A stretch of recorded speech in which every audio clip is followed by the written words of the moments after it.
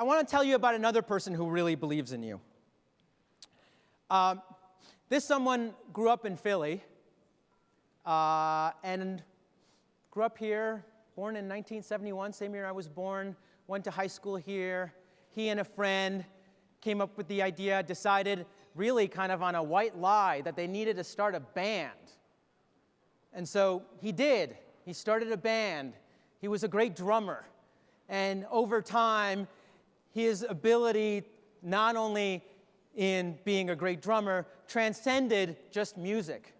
And he started playing roles in different parts of media.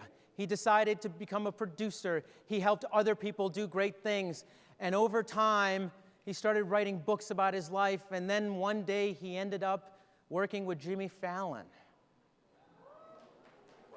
And that man so believes in you that he took a late night train last night so that he could come and have a conversation before he goes back up to New York in a couple of hours. And so I hope that you can have the same kind of enthusiasm for him, I know it won't be hard as you have for me, in welcoming Amir Thompson, Questlove, up to the stage to join us. Please stand up.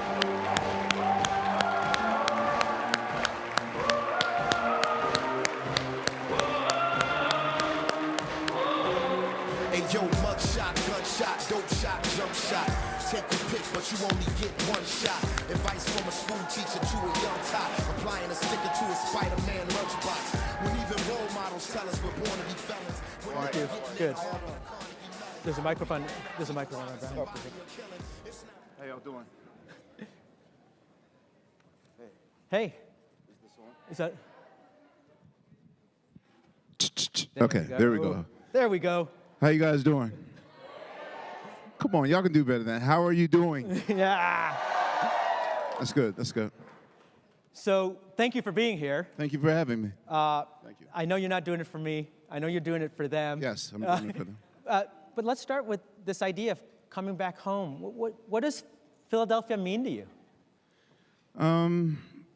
Philadelphia made me. I mean, for those of you that don't know,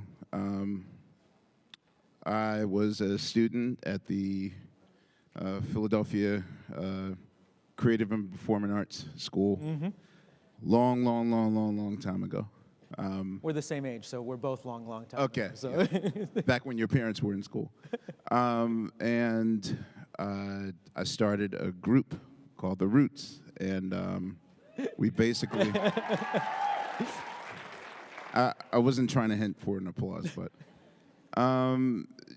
you know, and it's if anything, I'll say that it's been a very interesting, I would compare it to the fable of the tortoise and the hare, which usually in the music business, especially in hip-hop, is such a fast rise to the top and kind of a diminished return drop to the bottom, whereas it's been a very slow, steady pace moving forward, going up, and a lot of life lessons that that I'm grateful for. So there's an aspect of that that's about delayed gratification, right? Because you're moving slow, you're trying to get to a goal. How did you? Well, the thing is, there's something that my manager always said. He's like, the good thing and the disappointing thing for you and the good thing for me as a manager is that you never had your, quote, Bentley moment. And the idea of a Bentley moment, there was a point in the late 90s where, like, rap videos were just out of control with these gaudy moments of the idea of this rich 1% lifestyle and the money, the cars, the clothes, and, all the sort of the hedonistic associations of, quote unquote, the life. And, we've always been sort of like the blue collar workers in hip hop, which because of the narrative that hip hop has, the idea of winning. Like a great example is Jay-Z. Even today, Drake's whole thing of I started from the bottom, now I'm here. The idea of here being like a victory line. You know, because hip-hop celebrates winners or a narrative that's always winning,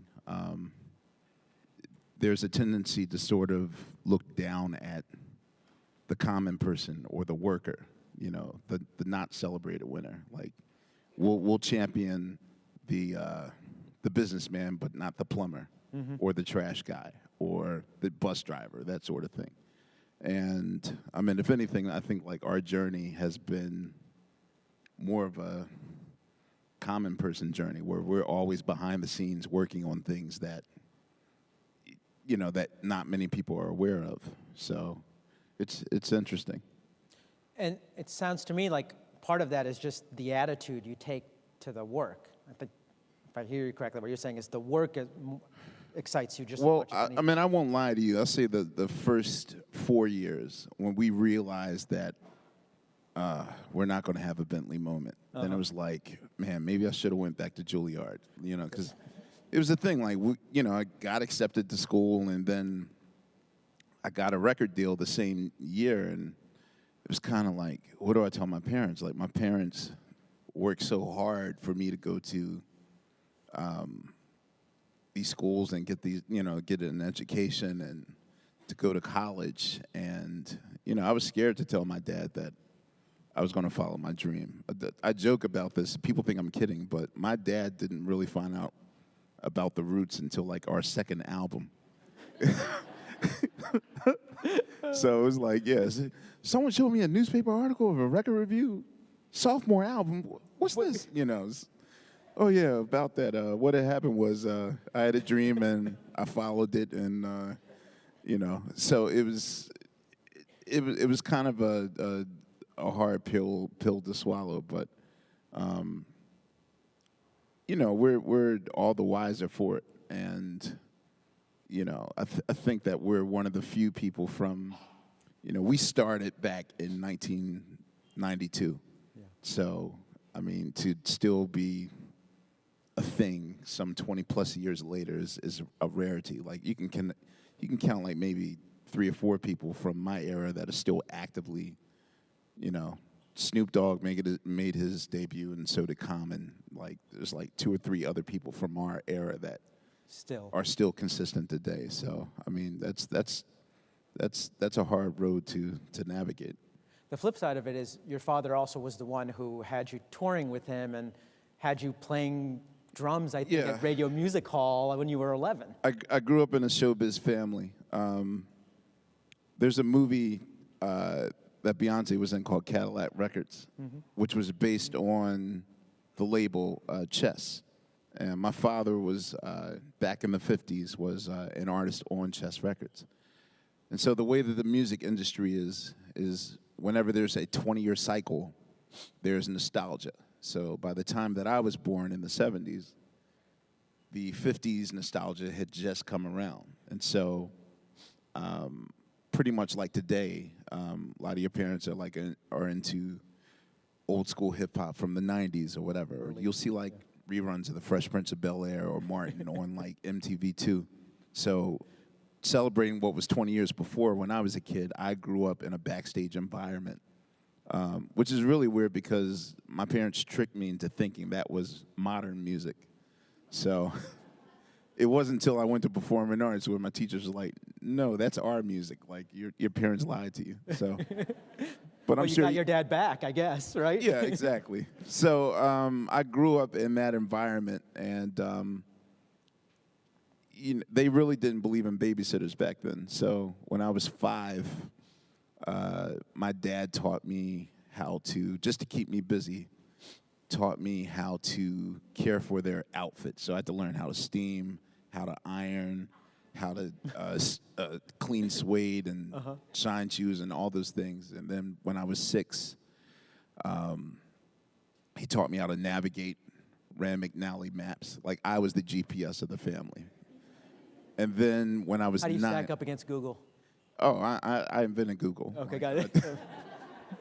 And then when I was 9, he taught me how to basically stage manage. Like I'd have to set up the microphones and cut light gels and know what colors worked and operate the system, which is weird now because we live in a society where, like, you know, it's frowned upon and illegal for anyone under the age of 21 to be in a nightclub. But, you know, back before 1981, like, people really weren't like, he can't be in here. Like, it was just totally normal to see a 9-year-old kid in a nightclub at 1 a.m, like, setting up spotlights and whatever. And then one day my father's drummer had gotten into I guess like a motorcycle accident and injured his left arm. And my dad didn't even sweat it. He just looked at me like, well, you know the show, you do it. And he told someone to, you know, go to Macy's and get me a suit jacket. And I did my first gig at Radio City Music Hall. And you've been drumming for a while at that point, right? Well, yeah, I was drumming since the age of 2, but Okay. I didn't know it was going to be a career. So Okay. when I was 12, I drummed for the first time for my dad's show at Radio City Music Hall. And then he was like, all right, now you're the band leader. And I pretty much stayed in his oldies review show until I was 21. And by that point, the Roots had gotten a recording contract, and then we had spent. That's where it became a learning curve, because the first thing that we did was we creatively exiled from the United States, and we moved to London. And I don't know if any of you are familiar with the 10,000 hour theory, but Malcolm Gladwell is an author who wrote various books on just the cycle of life and how things work. And he had a theory that genius equals 10,000 hours of practice and preparation. Like, whatever you want to do in life, you should have at least 10,000 hours of experience of doing that. So, you know, be it if you want to be a race car driver or a singer or a skier or a swimmer or whatever, you should right now be doing that for at least somewhere between 3 to 6 hours every day, like it's clockwork. And we pretty much spent, I'll say, at least 30,000 hours of just playing nightclubs that were empty. And you know,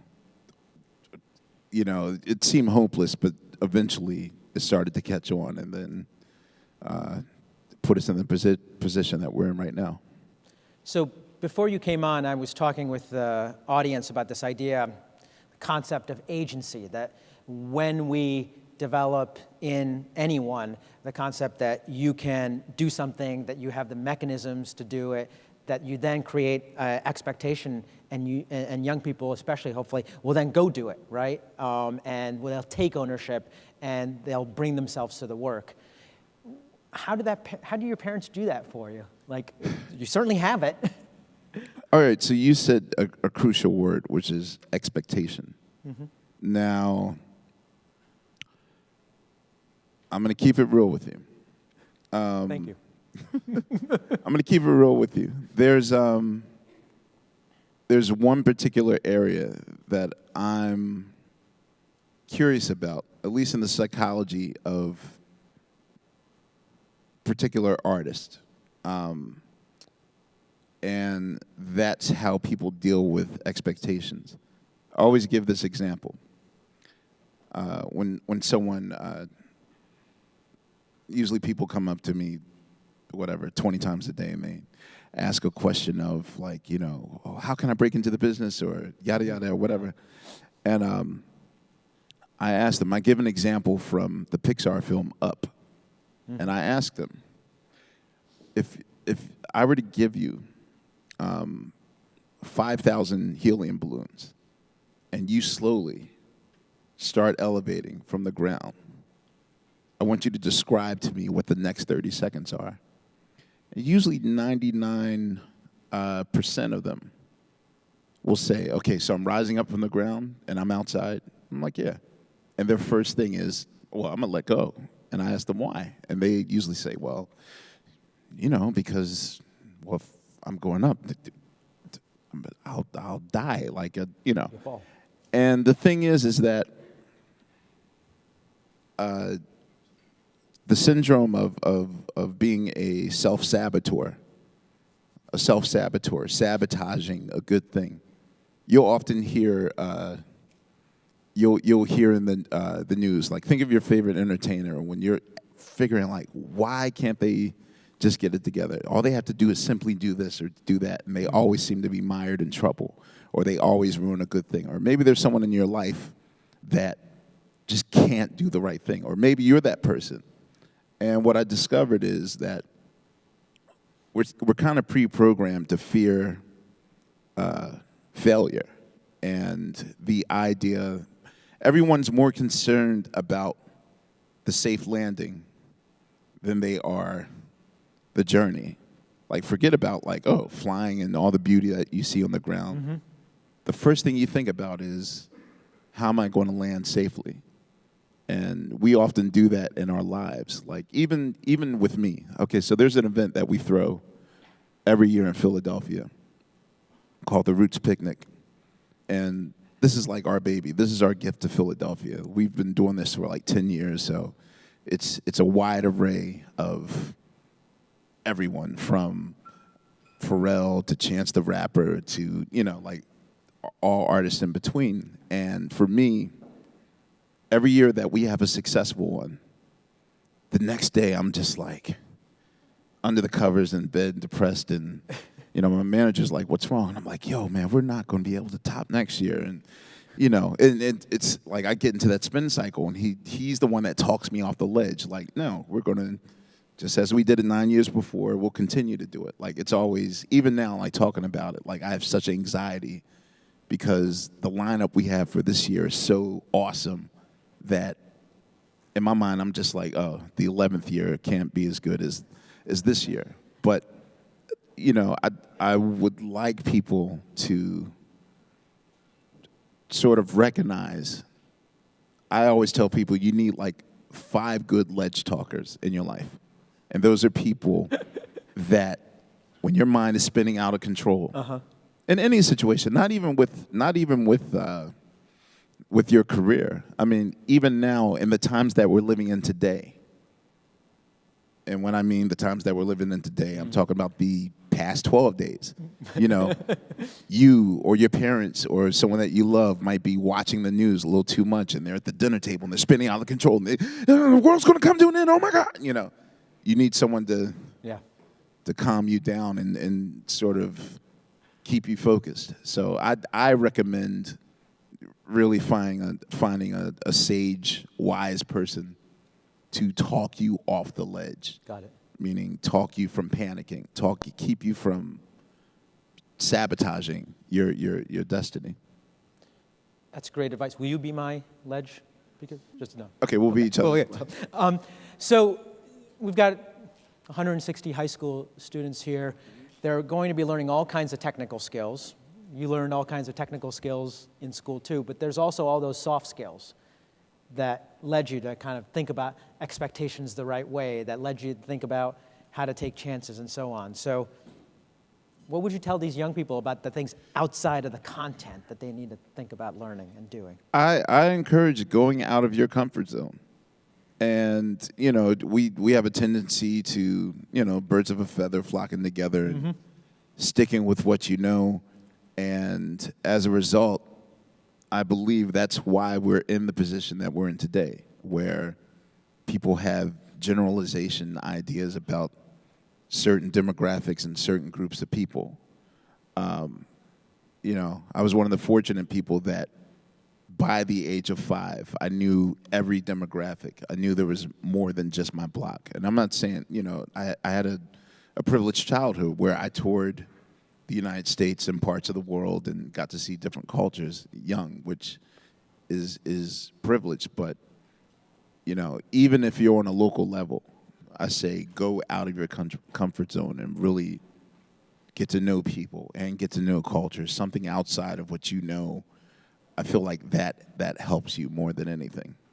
Got it. Yeah. Go outside your comfort zone. Yes. I got a couple more questions just for the audience. I'm then going to turn it to Q&A. So I'm going to give you about 20 minutes for a chance to ask him any questions that you have on your mind as well. So couple questions. One is just thinking about 2016. What an intense, crazy year from Prince passing away to that presidential election to everything in between.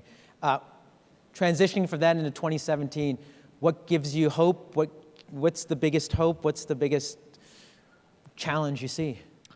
I will say that in 2016, which was probably the most technically devastating year of note, due to just the mass exodus of people passing away, especially people that meant something to me in my childhood, my development. I'll say that the one positive, I mean, there were many positives, but the one main positive that that kind of got me through it was the idea of meditation. Now, you know, I've been on Earth for 4 decades, and usually when people spoke of meditation, I kind of look at them like they're like a cuckoo hippie, like, okay, you're gonna talk me to death about meditation. I first heard about it back in like 2008 when I was on the Obama campaign. Someone explained to me, you know, how meditation can help you, but I will say that it's literally a lifesaver, and I realized that, you know, you make your best life decisions with a clear mind. And I think that people have these ideas that meditation has to be like this thing where you're sitting in a contortionist position somewhere in the... No, it's literally sitting in silence for 5 minutes, deep breathing. And the way that they explained it to me was that, you know, they said that you ever see the rainbow wheel on your computer, and how annoying that is. I'm usually not happy when that happens. Right. Sure. When you have so many windows open, suddenly the rainbow wheel comes up and slows everything down. That's how our mind works. And anxiety and multitasking and absolutely no silence. I mean, we live in an era now where every second is filled with activity. Like, there's no such thing as boredom anymore because we have everything to entertain us. You need silence to close all those windows and to get rid of that rainbow wheel. And literally, deep breathing in through your nose. Matter of fact, everyone. Let's do God, am I about to be that person? Yes, you Like, are. the person I make fun of, like, fake guru up there. No, for real, everyone. Deep breathe through your nose. Exhale through your mouth. Again, deep breathe through your nose. Exhale. That is how you save your life. That's what saved my life. That clear. You have to sit in silence, pick 5 minutes in the morning, like that anxiety feeling that you feel before a bad grade or a bad report card or a confrontation that you don't want, a fight, whatever, like that bad stomach feeling that you feel of anxiety, of nervousness, of public speaking or whatever. That gets rid of it, and it helps. Yeah. It truly helps, and I can't recommend it enough to anyone that I see. Thank you. Last question. For me, one of the great parts of 2016 was the continued ascendance of Hamilton. You're a co-producer of the musical. I had the chance to interview Common last year, and he said he never felt more American than when he sat in that audience. What do you think about Hamilton that has done that for so many people? You know, it's weird. When Lynn first approached me about coming aboard and working on it, he wisely didn't describe what it was to me. Because on paper, if you would have showed me a hip-hop filter of our forefathers, then I'd be like, it's going to be corny. Nah, I can't make it, Lynn. I got a soccer game or whatever. And I seen it, and in the first 3 minutes, I was like, what in God's name am I watching? And this is before it came to Broadway, back when, it was still in development. It's one of the most, I've been part of a lot of amazing things. I mean, from The Tonight Show to stuff that I've done with Jay-Z and, like, whatever. Like, there have been a lot of whoa moments that I've done, but I have to say that working on the Cast album was such an amazing experience. They kind of brought me aboard because usually with Broadway Cast albums, there's such an afterthought. It's not going to sell. It's not going to be a thing. They usually just wrap it up in 2 days. They have the entire cast in a room, boom, and they do the show live in the studio, and they sell it, and it just sells like, a couple thousand copies, and no one thinks about it.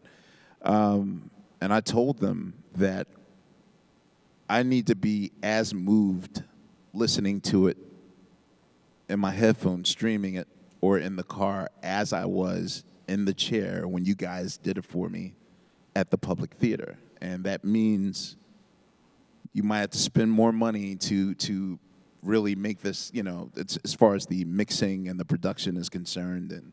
And we took more time with it. Like, it took 3 months to record. And wow. Again, the average Broadway album gets done in 48 hours. And we spent months on this, like, perfecting it. And we're still not done. There's going to be more Hamilton-related projects coming up in the future. Well, that's exciting. Yeah, yeah. Thank you. Okay, well, let's turn it to the audience. Do we have microphones, or are we just going to ask people? Okay, people with microphones. I can't see the audience that well, but please raise your hand, and people with microphones will come to you. Yeah. And if you could, please, when you ask the question, please introduce yourself and the school that you're from. My name is Brian Lopez, and I'm from Kensington Health and Sciences. Hello. And a question that I have for you is, if you have one word to describe to the people that you want to inspire, or like people that are inspired, what word would it be? Like one word. One word to... You said, Brian, you said for words, for people who are what? Inspired. Inspired. I know it sounds cliche, but I would say persistence, which for anyone that's following a dream or trying to achieve a dream, yep, it's persistence. And as I said, I'm definitely the king of the tortoise and the hare. If you have a limitation of, okay, I'm going to give this 4 years and then I'm just going to give up. To be honest with you, I didn't start feeling comfortable in my career until really the 16th year.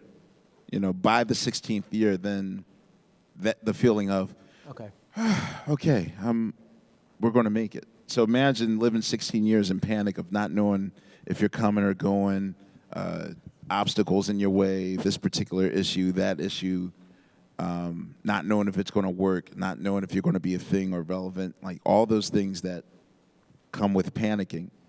And we might as well give up. And I mean, there have been a lot of times where I was like, well, that's it for us. I'll get a job teaching somewhere. And no, persistence. See, Brian, Questlove could have been your teacher. So, next question. Hello. Hi. My name is Joshua Hutcherson. I'm a sophomore at Parkway Northwest for Peace and Social Justice. And my question is as a young musician, how did you balance your time? I know you say you had 30,000 hours of practice, but as maybe a young person in high school, how did you balance your time with practicing in school and studying and still having you time at the end of the day? I will say that my father's level of discipline wasn't the average level of discipline. It probably would have been borderline illegal for me to be drumming that late at night. But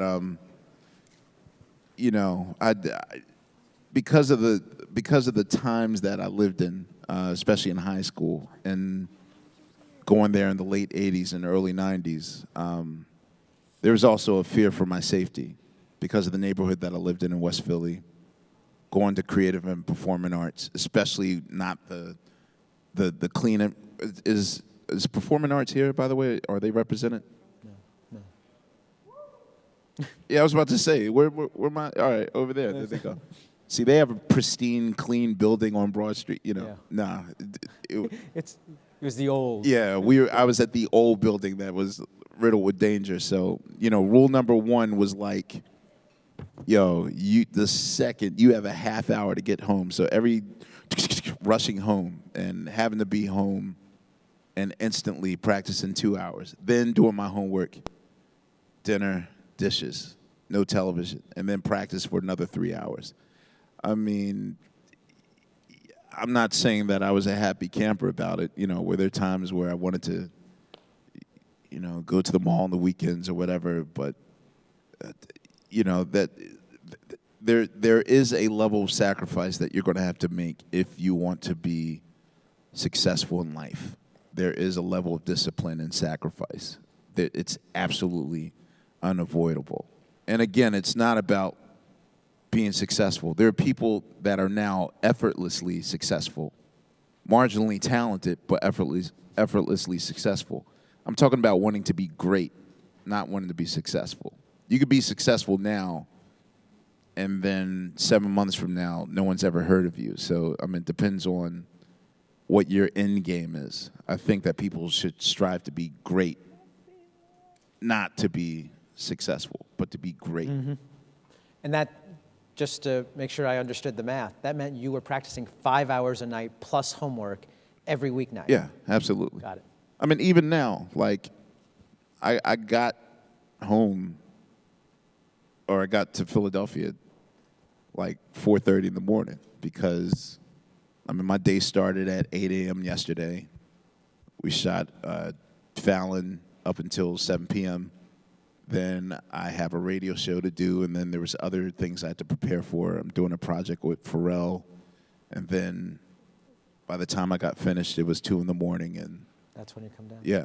So even now, like, even though I have my career, I've still not stopped preparing or working or practicing. It's Still constantly.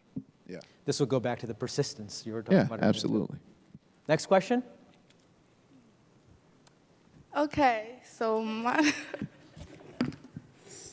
What's your name? What school? my name is Sienna Stanton. I go to People for People Charter School. Mm-hmm. How you doing? Okay, I'm great.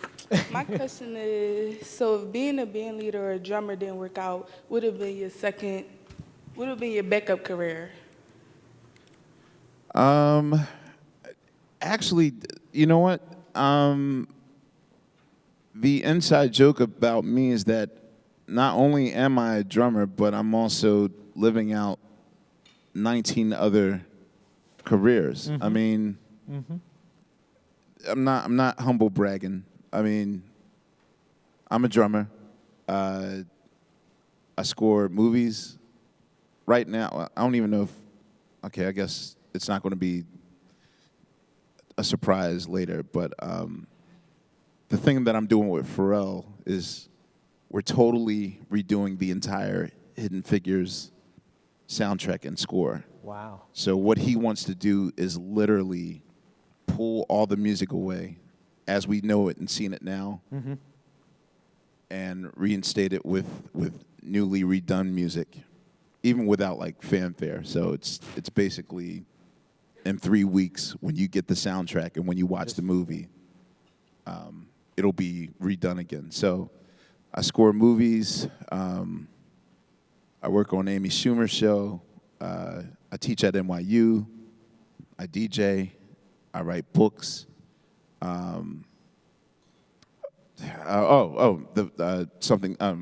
Questlove's Foods. Like, even I'm forgetting. I'm only naming 6, but there's literally 10 others. I think right now I'm just going through the phase of just bucket listing everything that I ever wanted to do. So, I mean, I'm working on 2 other Broadway productions that will be just as impactful as Hamilton was. Wow, that's saying a lot. Yeah. So pretty much, like I'm. If you're saying that if I weren't in this profession, I probably would be a teacher. But I decided to still become a teacher, and I teach once a semester at NYU. Can you just talk for 1 minute about your book, your latest book with food? Something to food about. Yep. All right. So when the Roots decided to, when we decided to become the house band for the Tonight Show with Jimmy Fallon, one of the perks of the job was, sort of getting the best seat in the house to see how people create. And the one thing that I noticed was that comedians and chefs sort of have the same parallel lives as musicians.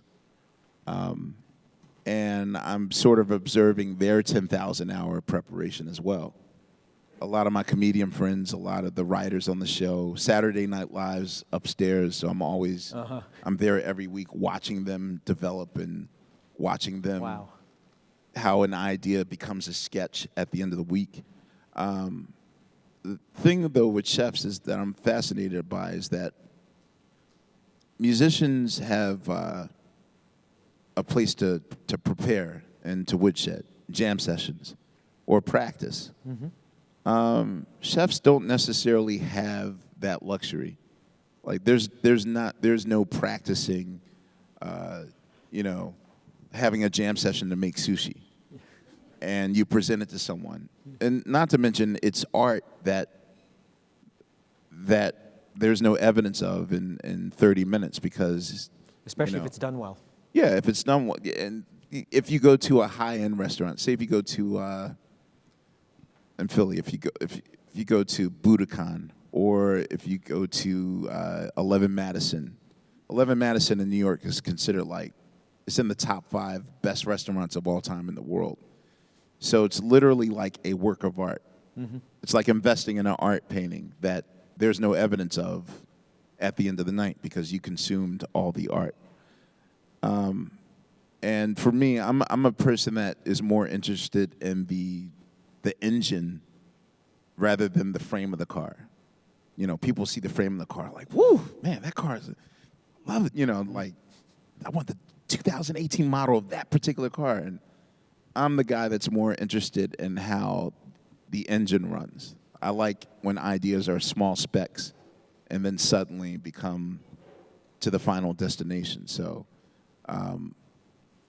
that to me is why I wrote that book, because I chose 10 interesting people who are creatives and to see how they get from point A to point B. Yeah. Yeah. Couple more questions? Microphones. Oh. Hi, my name is Amani. I go to Philadelphia Performing Arts. And if you would have stayed in college like the whole 4 years, like the average person, do you see your life being different, or do you still see you here with us today?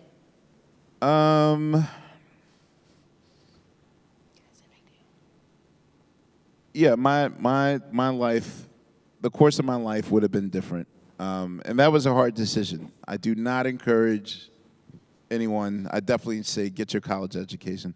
The irony now is that the irony of this whole journey of mine is the fact that I can teach at the schools that I can't go to school to or you didn't graduate from. Right, exactly. Like, okay, I can go to Yale and teach, but you guys won't let me be a student here because, that to me is weird irony. But, I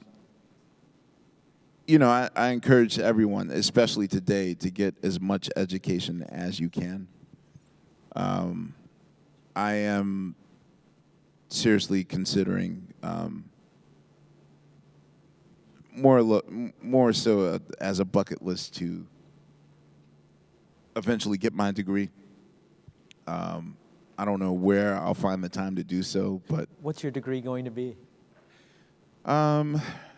psychology, Huh. It's weird. I'm gonna tell you something funny. Okay.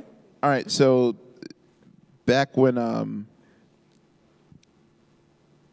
2004, I was doing a project with Jay-Z, and this was at the point where anything that he said came true.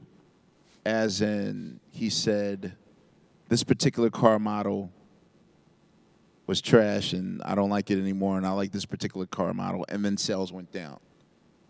He said, we'll wear button-up shirts, stop wearing throwback jerseys. Sales went down. He even something superficial as the champagne he uses or whatever. And I said, yo, dude, you've done everything humanly possible in life. Why don't you go to, I want you to go to college. Just, to show, people that. Yeah. And he, that's always our running joke. This has been like the 10-year running joke. Every time I see him, he's like, yo, stop. I'm not going to college, Amir. I might buy a college, but I'm not going to college. So. One more question from the audience. How about right up here? Yeah. Do you mind standing up? Yeah.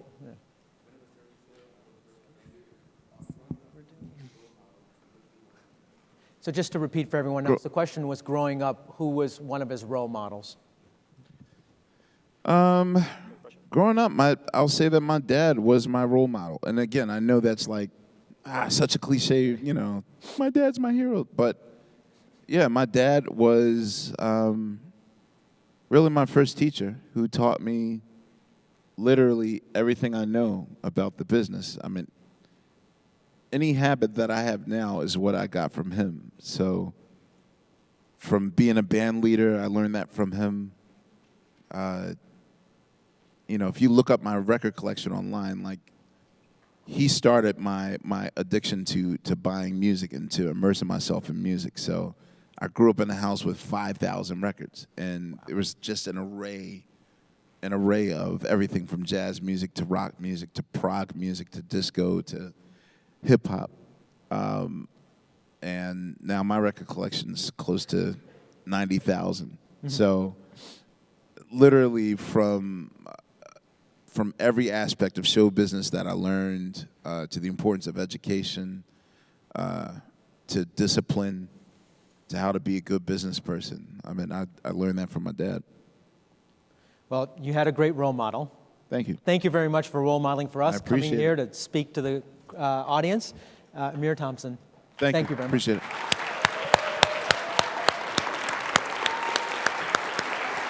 Thank you.